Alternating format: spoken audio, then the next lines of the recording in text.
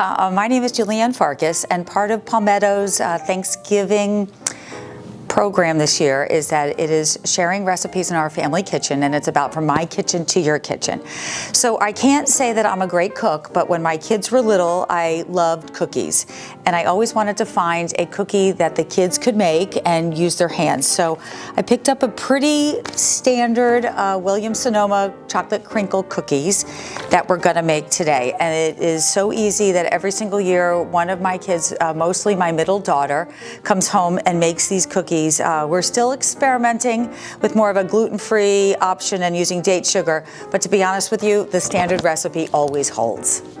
All right, so to make the crinkle cookies, of course, now I need my reading glasses.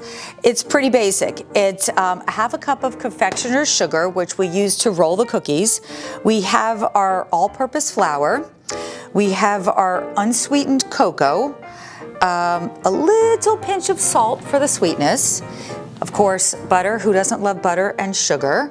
We have 1 1/4 cups sugar, our 2 eggs, vanilla extract, which I do have here. I usually like to sneak in with this chocolate liqueur to kind of add to it, but given that we were in school and I'm usually brewing coffee, we're gonna add coffee just to give it some depth, and we are ready to roll.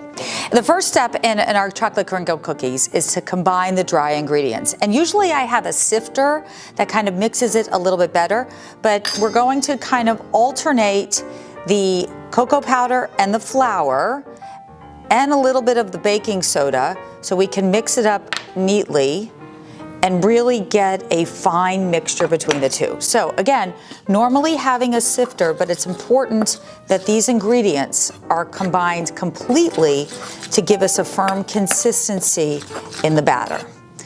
Okay, so now we start the wet ingredients, and I like to make sure that I pay attention to the order. So it starts with 8 tablespoons of butter at room temperature. So we're gonna take our butter, go ahead and dump it in. It's been softened, and if it's not at room temperature, it's always a great idea to put it in the microwave, and you need every last drop of butter. And with that, I like to get it moving, and then it requires 1 1/4 cups sugar. So I gently toss in the sugar. Let's get these guys all mixed, and then we're gonna move to our second phase. So in this mixing, I gotta secure this guy, and hopefully, in a couple of seconds, we'll be all ready to roll. But in the meantime, I need to crack my eggs. Now, of course, I can't say that I'm a perfect egg cracker, but we wanna make sure we have no shells. So I'm going to crack one in there, and then our second one.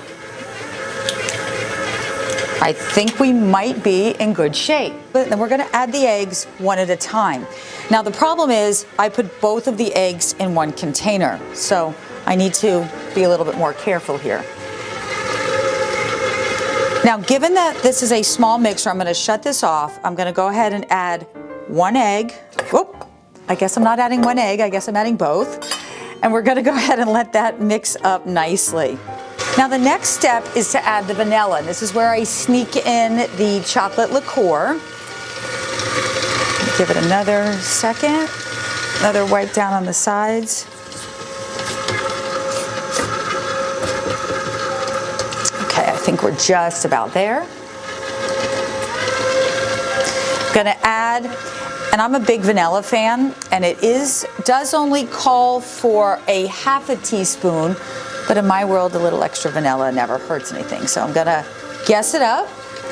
I'm gonna add a little bit of coffee again to give it depth. You can add espresso powder, and a little chocolate liqueur adds a nice element to it.